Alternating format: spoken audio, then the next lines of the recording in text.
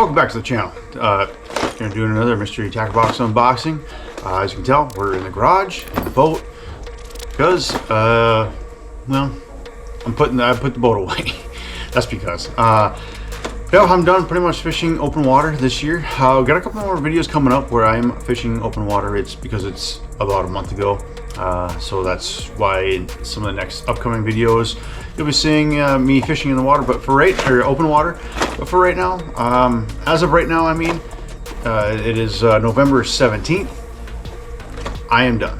I got a lot of stuff to do at home, in the house, repair, remodeling and stuff like that. So it's kind of been about that time of the year. Last weekend was a good weekend to get out, but couldn't get out. Anyways, that's why we're in the boat doing another mystery tackle box unboxing. This one's for the month of November, and yeah, we won't be able to get out to do the challenge, the fishing challenge for this one, but that's okay.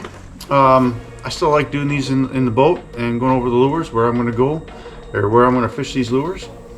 Try to help you guys out in case you guys pick up any of these boxes, or in case you're not sure of what you can do with that lure. I don't know, and a lot of different lures, you know, you can do many different things. But anyways, just jump right into this box here. First thing is, this is the Three Brothers baits. It says tournament ready tackle. It's the Ned jig in green pumpkin. So it's a skirted Ned head, really, in the green pumpkin color, and this is pretty cool. So it's like a finesse. It's like a finesse jig, obviously, right? It's a Ned, but it is kind of heavy. How I'm not sure of the weight, and it says homemade. That's cool.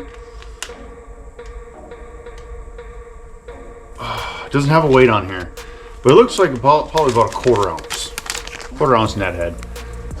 You know, this is going to be pretty useful just about anywhere. And throw it with you know, any kind of your Ned style baits. A lot of them you're going to find the Z-Man or you know, stuff like that. And this is gonna get bit just about pretty much anywhere. You can fish this in open water too, obviously, right?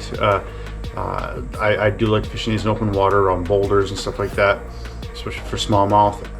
And then sometimes for smallmouth though, I will trim this skirt.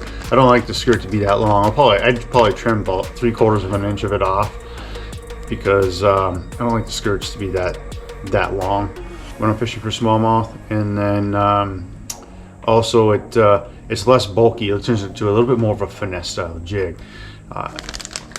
Looks pretty cool. I like this. Definitely see a good place for that in the box, in the tackle box. Not a whole lot you can say about Ned heads. I mean, they're super finesse, versatile. You can throw them pretty much anywhere around docks, weed edges, and everything. So when the fish are you're having a hard time getting the fish to bite, a lot of times the Ned head is the way to go. I see here, just grab this one out of the box here. We have the Lunker Hunt fillet. It's a lipless crankbait. Not real big fan on lipless crankbaits, but it's not just for any particular reason. I just don't throw them that often. You guys have seen me throw them a couple times, you know, within the past few months, and I've caught fish on them. And the color is called Common Shiner, so it's really good.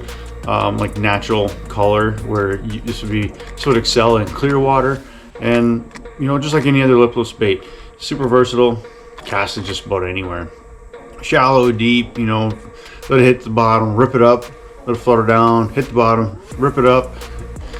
Pretty versatile. A lot of different ways you guys can fish this, a lot of different areas you can fish it. Just be careful when if you're fishing in and out of weed cover. If weed cover is too thick, it's going to hang up. But sometimes fishing it within some weed cover is pretty good, because when it hangs up a little bit, and you rip it free, not too hard because you'll scare the fish, but you pull it free and it kind of does that little bit of a jerk. Sometimes that can trigger a bite that way, a reaction strike. So pretty good, pretty decent little bait there. But like I said, I really don't get into throwing a whole lot of lipless crankbaits. Next, we got the Z-Spin from Santone Lures, and it's a 3/8 underspin jig. A lot of times, there's a bait in here that we can pair it up with, but a lot of times when I'm going to do with the jig like this, I'm going to put a swim bait on it, and I'm going to swim it. I like using this for finicky largemouth, and then for smallmouth at any time of the year, because sometimes they don't really care much for it, but there's a lot of times they'll hammer the snot out of this. When you put the right size trailer, like between like a 3 to 4 inch trailer on there, swim bait, paddle tail I like to throw on there. You can put whatever else you want, but I like to throw paddle tail, and just slow roll it, pause, let it kind of flutter down a little bit, then start reeling again. I don't fish it really too erratically, all over the place. It's pretty steady, and then I'll pause it, and then pretty steady. That's usually how I get a lot of my bites, and some big bites too. So that's a pretty solid lure. And then it's weedless, so you can fish it in and out of cover. It's got a pretty stout hook on it too. I'd fish this in within some pencil reeds, but put 50-pound braid on there so you can get those fish out. And it looks like this hook should be able to withstand all that pressure too. That's pretty cool. I do like that. That's something that I've been kind of working on. I don't do it enough, but putting paddle tail on an underspin that I'm able to bring in and out of heavy cover, because sometimes the blade, depending on the cover you bring it in, that blade can catch on some of the grass, but when it does come through really nicely, you get some pretty darn good bites, really good bites. Now I'm going to jump into the bait that I think that would pair up really nice with it, and this is by Jonah Lure Works. Looks like another custom bait manufacturer, which is pretty cool. Maybe not custom bait manufacturer. It's just a bait company I haven't heard of before. But yeah, here it is. 3-inch 9 lives paddle. It's a paddle tail swim bait. This is, like I said, this is the exact. This is, I don't know about the color. Well, it's kind of a cool color. I give that a shot. These pair up perfectly. Size, everything. I would definitely throw this in a heartbeat. That combo for sure. But these paddle tails, just 3-inch long paddle tails. It's hard to go wrong with the paddle tail. The nose is cut off, so it's ready to go on a jig head. So it doesn't have much of a head. It doesn't have the eyes, but it's got the full body and the paddle tail. That's really all you need. I'm usually finding myself trimming off the heads anyways when I'm putting them on jig heads, or because sometimes the heads are too narrow, they don't really get a good bite on the hook or on the bait keeper. So pretty cool. I do like that color. What color is it? They call it baby green, and you get 5 of them in there, so pretty cool. I like that. I like that a lot. They pair up really nicely. Now let's get into a crankbait here. This is by B8 Lab. Yeah, B8 Lab. Sorry.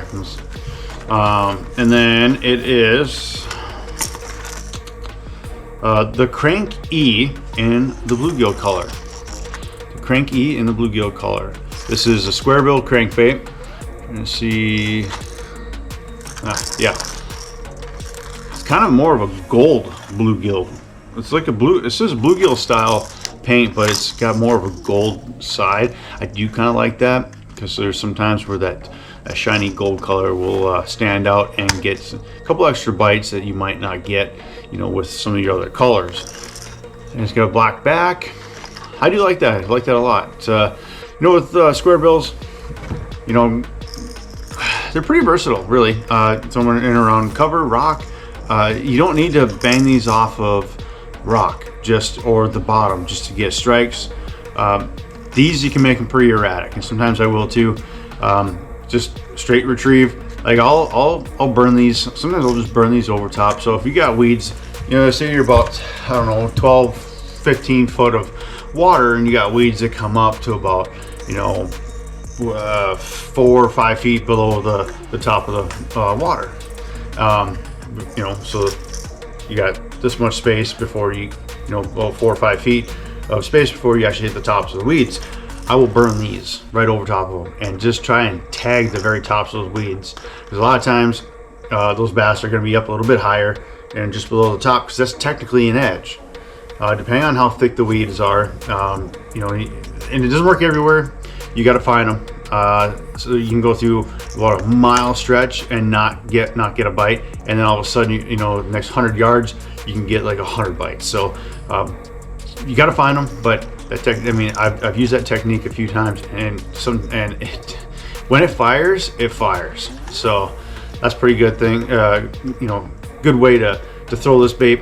Obviously, you know, technically you can just go right down a rocky bank. You can still run into some rocks and get some really good bites. That is still a proven method to catch fish. So I'm not saying that you can't. I'm just saying that you can still fish this without it tagging the bottom. But like I said, it's super versatile. You can throw it pretty much anywhere. You just, you know, watch how heavy the cover is you're throwing it in, because it's got treble hooks. You'll bend them out, get hung up, fish bite it, wrap you around the heavy cover. You could more than likely lose that fish. But yeah, love it. Square bill. A lot of guys just tie them on, just throw them, cast and reel. Sometimes that works too.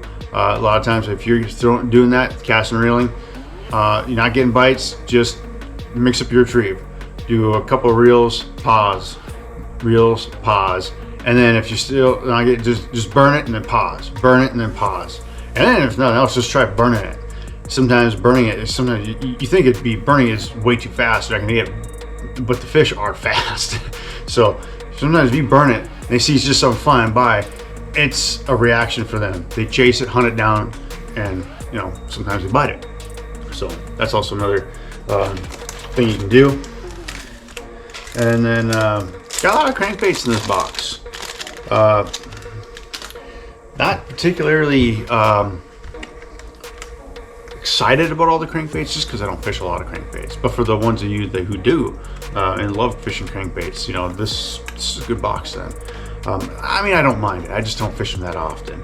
I mean, square bills I do, of course, every once in a while. You know, the lipless I don't fish often enough, but I have. This next one, now this, you know, the lipless makes noise, square bill makes noise. This next one, no noise except for the jingle of the hooks. This is the Arc Series Arc Elite Alpha S 1.5 Silent. The color, sorry, is called Real Shad. I like this color, I really do. It can mimic all kinds of different kinds of bait fish out there, depending on the watercolor. And this just looks like it's pretty good bait all around. Square bill. It's got a little bit more of a rounded bill, and it's a circuit board bill too. So it's got some pretty good action. Silent. Sometimes that's what you need. You need like a silent square bill, just to kind of mix it up a little bit.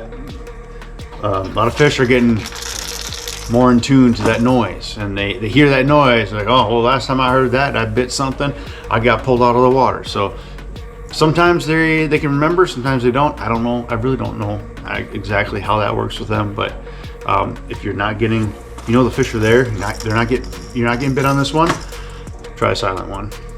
I'm gonna throw it in about the same spots, same places, same techniques as this guy here, the other square bills. And yeah, the silence is definitely something for, it's a little bit more of a finesse style square bill, something that you know, will help you get those extra bites. Sometimes they don't want the silence though. That's also a thing too. Sometimes they don't want it to be silent. Sometimes they want the noise. You gotta kind of, you know, figure it out and kind of, you know, mess with them a little bit and throw a couple different things, see what they like the most. Because 1 hour they might want the noise. The next hour they won't want any noise. An hour after that they won't want it at all. So you never know. You never know. All right, next one on here is we got spear hook 3/0 hooks here. You get a little 2-pack here, and yeah, I mean spear point hooks. I mean they work. You guys have seen me in some of those past challenges with these, and we've actually caught a lot of fish on spear point hooks in these challenges. They're super sharp, and they've got this, you know, let's see if I can, I don't really want to pull it out of the package, but there. They've got kind of a, well, it kind of slid down. But anyways, the hook point, so it comes up like this to the point. Not like that drastic, but it's got kind of like a little pocket there. Well, that helps, so with that barb there, it helps keep those fish pinned pretty good too. So I've had to use pliers almost every time I've hooked a fish on there. Okay, next we got the Vexen Saber Spin. This is a swim bait, spinner bait. I'm still just looking at those other swim baits. The 3/8 ounce spinner bait from Vexen, and the color is called Gilly. Is it Spin 2 or 2 Gilly? I don't know. It's called Gilly for the color. A lot of gold on this one, which isn't bad. I usually don't use too much gold in like clear water, but I will in some off-color water. Not like super muddy. It will work in super muddy water too. I don't fish a lot of super muddy water. I don't have a lot of that up here where I'm at. But I mean, this is spinnerbait actually looks like it's pretty compact. You know, it's not like a real giant one. It's not like, for example, some of the War Eagle spinnerbaits, they can get kind of big. They'll still get some pretty good bites too, by the way. But this one here, I like it. Spinnerbaits. So a lot of times what I'll do, like you know, fishing rivers. I'm not that good at river angler, so don't get too excited. But the couple of times that I've fished rivers, I pull out a spinnerbait because nothing else had worked for me, and I'll throw a spinnerbait in past eddies and bring it in through the eddies. So like you know where the water comes around and it's like a dead spot, and I'll bring that in there and come back out the other side. I've gotten crushed by smallmouth on spinnerbaits doing that. So that's one way that I use these. Plus I use these for right around weed edges and everything like that too. I'll throw them in and out of not too deep, but somewhat in some pencil reeds, because you can still get some really good bites in there. Depending on the wire strength here, this one doesn't look like it's built or designed for really heavy cover, which is okay. You can still throw in some sparse cover, and it'll get. You should be able to get your fish out of there no problem. But weed edges, docks too. I've thrown these around docks before, got hammered around docks, trees, and you can throw them around rocks as well too. So spinnerbait is super versatile. A lot of guys are starting to throw them again. I used to throw it a lot, and I kind of got away from it because I started throwing the bladed jig, and I'm going back and forth. So still a really good bait. Absolutely nothing wrong with it. It fell out of popularity for a while for some reason, and then now it's coming back.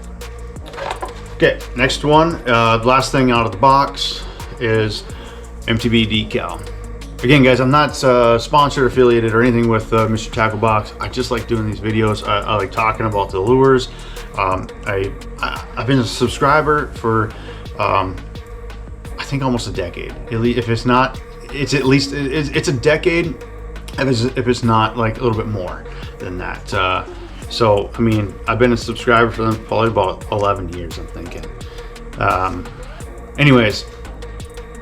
Love this little decal here. You always get a decal in the box, in each box. This is a pretty cool decal. I like the bass decals that they put in there.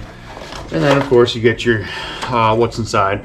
Scan that QR code with your phone and give you some more information about the lures inside the box.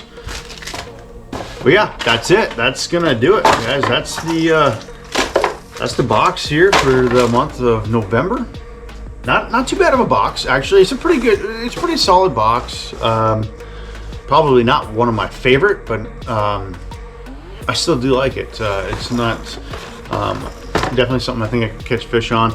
Although in the fall, late fall, I usually don't catch a lot of fish on crankbaits. So if I were to do a challenge on this box now, if I were to get out, honestly, there's a chance I'd probably fail that challenge. Maybe it's just because I'm not that good with crankbaits. That's also a possibility, because I'm definitely not that great with crankbaits. I just know what I know from what I've experienced. But anyways, not bad. I think my favorite out of here is well, that spinnerbait's pretty cool too. But my favorite, where did it go? Here it is. My favorite is this combo here. I really do like that for sure, definitely. That bait's gonna eat. I mean, you can even catch walleye on that. Obviously, you're gonna catch pike, because pike will eat everything. But you can even catch walleye on this too. Super versatile, multi-species lures. I guess there's others in here that walleye will eat too.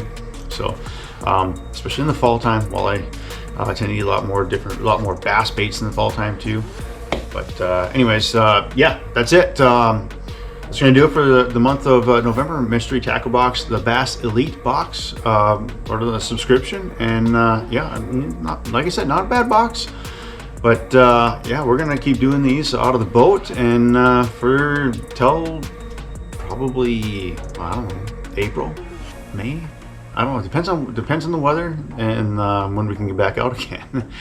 So I mean, I would do it out on the ice, but what's the point doing a bass box out on the ice? I could switch to ice fishing, an ice fishing box, but I don't know. We'll see. That's for a thought for down the road. But guys, thanks again for watching. I appreciate each and every one of you. So we'll keep doing some more of these boxes, and so stay tuned for that, and we'll see you later.